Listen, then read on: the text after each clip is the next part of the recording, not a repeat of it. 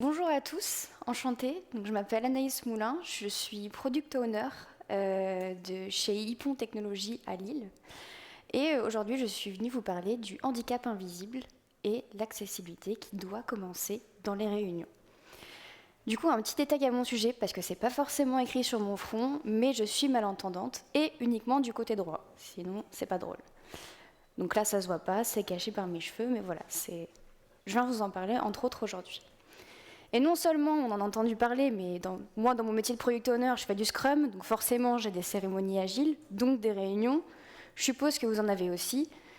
Ça prend même une bonne partie de mes journées, et c'est vrai que la plupart de celles-ci ne sont pas forcément pensées pour que ce soit inclusif à tous. Je me retrouve parfois, dans la vie de tous les jours, ou même dans les réunions, à devoir deviner les mots que vous me dites. J'ai du mal à vous entendre, j'ai du mal à vous comprendre, je ne sais pas trop lire sur les lèvres. Donc forcément, je me retrouve à rater des informations clés dans les réunions, malgré les efforts que peuvent faire mes collègues.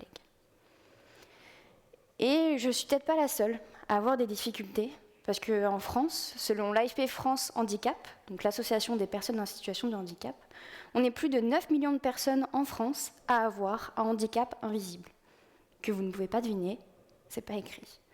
Ça peut être des maladies invalidantes, des troubles sensoriels, la neuroatypie, bref, il y a énormément de types de handicap. Et ça représente quand même une personne sur 7 en France. Donc si vous prenez vos équipes, si vous prenez vos collègues, il y a forcément au moins une personne en situation de handicap invisible. Et pourtant, comme je vous l'ai dit, nos réunions, c'est la plupart de nos journées et elles ne sont pas pensées pour l'inclusion. On se dit, franchement, pour ça, on ne fait pas forcément d'efforts. Et c'est pour ça que je viens aujourd'hui vous donner quelques astuces simples pour aider à rendre vos réunions inclusives pour tous, et même aussi, pourquoi pas, vos conférences. Et c'est applicable dès demain. Peut-être que ce sera simplement des rappels, et franchement, j'en serais assez contente. C'est peut-être des choses auxquelles on ne pense pas, ou parfois, clairement, on a la flemme. Mais je suis là aujourd'hui pour vous dire que c'est utile, que ce soit pour une personne en situation de handicap, ou même simplement pour vous, ça peut vous faciliter la vie. Donc la première chose qu'on va venir faire ensemble, c'est faire la liste de quelques obstacles fréquents qu'on peut venir rencontrer dans nos réunions. La première chose, et c'est principalement parce que je suis concernée, c'est des informations qui vont être données uniquement à l'oral, sans aucun support visuel. Alors oui, pour vos daily, vous n'avez pas forcément préparé un diapo à chaque fois, franchement, ça ne sert pas à grand-chose. Mais si vous avez une grosse réunion avec des choses importantes à retenir, ça peut être intéressant. D'autant plus au-delà du handicap, on n'a pas tous les mêmes mémoires. Moi, je sais que quand je fais une réunion et que je veux m'en souvenir, me dire « Ok, qu'est-ce qui a été super intéressant et à retenir ?» je la visualise. Donc au-delà de mon handicap, j'ai une mémoire visuelle, donc j'ai besoin d'avoir un support. La deuxième chose, c'est du bruit ambiant, donc de la mauvaise acoustique. Alors moi, je travaille dans un open space. Avant, j'étais dans une entreprise où c'était des grosses salles de travail, mais globalement, il y a du bruit. Nos salles de réunion, elles ne sont pas forcément isolées, et quand on n'a pas le choix, on fait ça à nos postes, et c'est compliqué. On va devoir se concentrer encore plus pour comprendre ce qu'on nous dit, et ça nous fatigue et ça nous stresse. Troisième chose, parfois, l'absence d'outils pour suivre la discussion, que pas forcément à l'oral, mais si on veut interagir, donc il n'y a pas de chat, il n'y a pas de transcription pour pouvoir mieux comprendre ce qu'on dit, donc ça peut être un manque.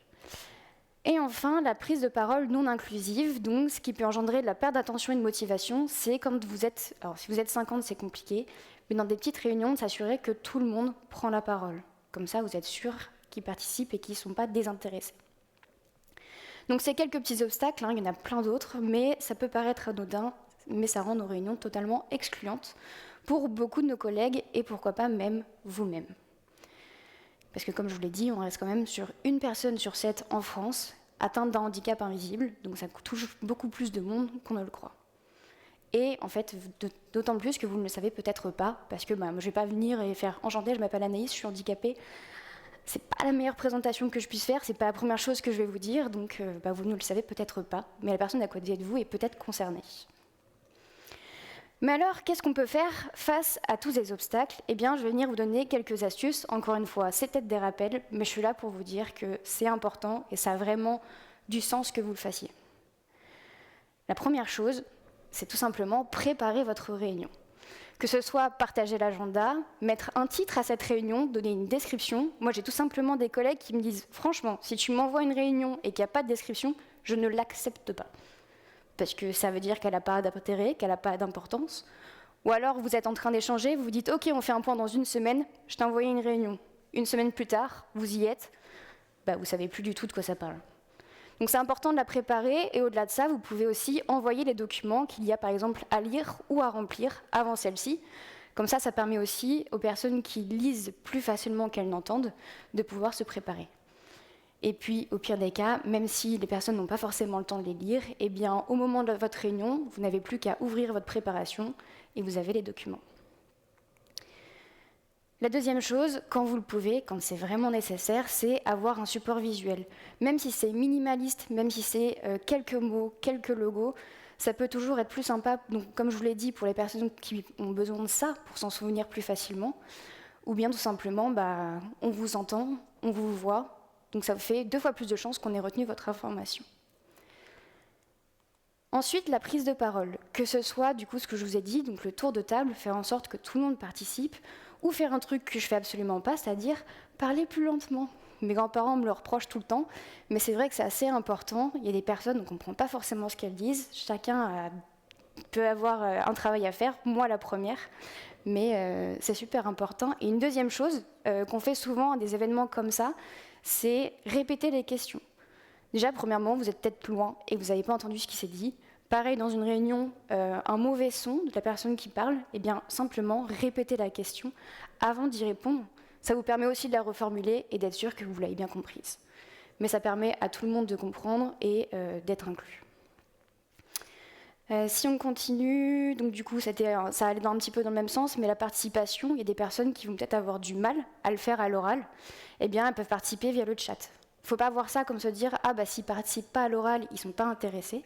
Il y en a qui ont plus de difficultés que d'autres, et donc avoir un chat ou simplement dire « Ok, est-ce que vous pouvez mettre un pouce, est-ce que vous pouvez mettre une réaction, etc. » C'est une manière d'inclure les personnes qui ont vraiment des difficultés à prendre la parole.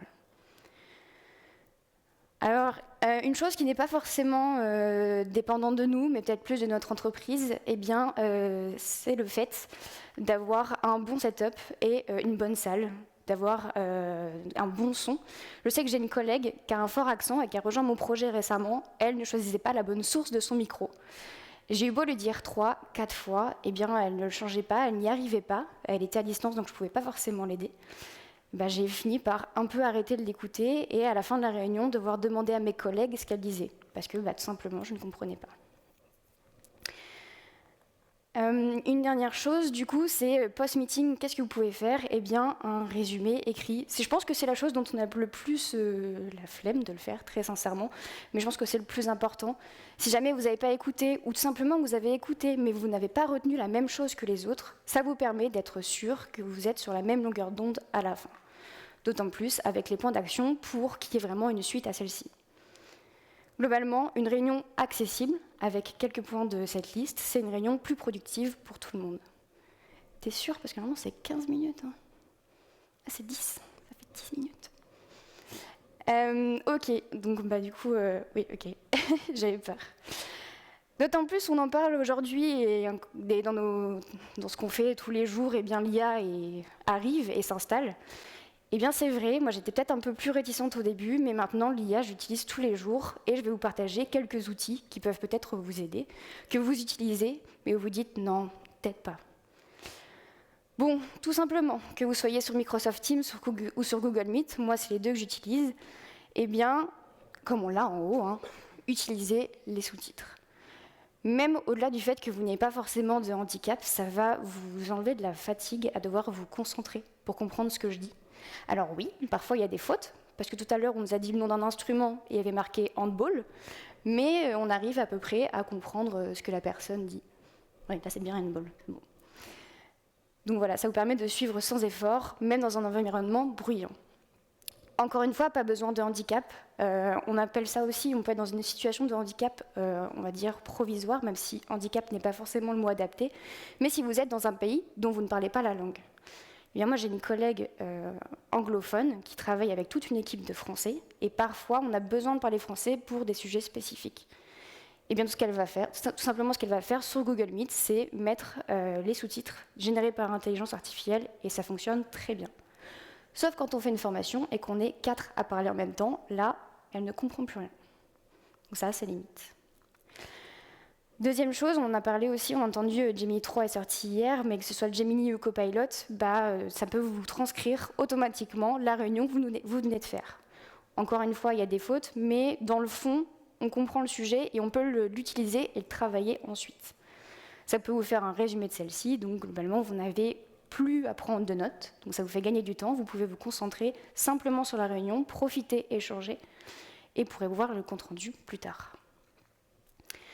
Un autre outil que j'ai découvert assez récemment, que je ne connaissais pas du tout, et ça me change la vie, c'est Notebook-LM.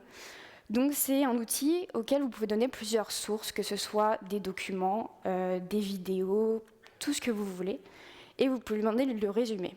Par exemple, moi je prépare une réunion et je sais que j'ai des slides de formation, j'en ai 50, là je l'ai fait hier, à lire. Je lui envoie 50 slides de PDF sur, je crois que c'était sur le PDD, et je lui ai dit, ok, fais-moi un podcast de 2 personnes qui parlent pendant 15 minutes.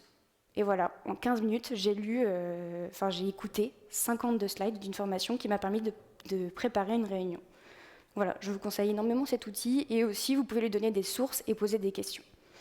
Donc, par exemple, si une réunion a duré 3 heures, vous lui envoyez la vidéo de la réunion, la transcription, et vous pouvez lui poser des questions dessus, ou la résumer. Et enfin, ChatGPT, Copilot, que ce soit parce que vous venez d'avoir une transcription ou un résumé, mais vous souhaitez un peu plus le travailler ou le reformuler. Moi, je sais que j'aime beaucoup faire des comptes rendus, mais je me paraphrase beaucoup. Eh bien, tout simplement, je vais demander à ChatGPT ou à Copilot de le reprendre et juste de me le dire, corrige-moi quand je me répète, et pour qu'il n'y ait pas d'oubli. Donc voilà. Donc concrètement, tout ça, qu'est-ce que ça donne? Eh bien, voici un exemple de mini checklist que j'essaye d'appliquer au maximum pendant mes réunions. Si vous ne faites seulement qu'une action de la liste, c'est déjà énorme. Que ce soit ce qu'on a dit, préparer l'agenda avec les documents envoyés, vérifier que le micro et l'acoustique, c'est OK, activer les sous-titres. Alors, c'est pas forcément, ça peut être pour vous, ça peut être pour les autres, juste de le rappeler, de dire d'activer les sous-titres. Vous assurer du tour de parole et avoir un rythme posé, ce que je ne fais toujours pas. Et enfin, avoir un résumé écrit post-réunion. La semaine dernière, j'ai pris cette checklist-là pour créer une formation de A à Z dans mon entreprise. Et globalement, c'était avec des personnes avec qui je n'avais jamais discuté sur des sujets plutôt compliqués. J'ai essayé de préparer au maximum pour qu'on gagne du temps. Et globalement, ça a été une réunion plus efficace que prévu. Ça a été assez clair, on savait tout ce qu'on devait faire à la fin, on avait super bien avancé.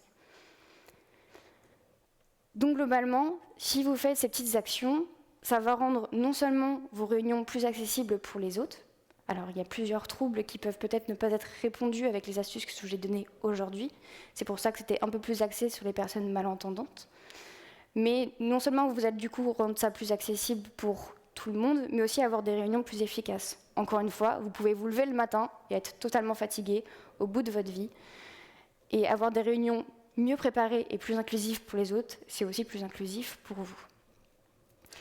Toutes ces astuces, elles fonctionnent aussi pour les conférences, en ayant des slides clairs, des sous-titres, du rythme et des interactions.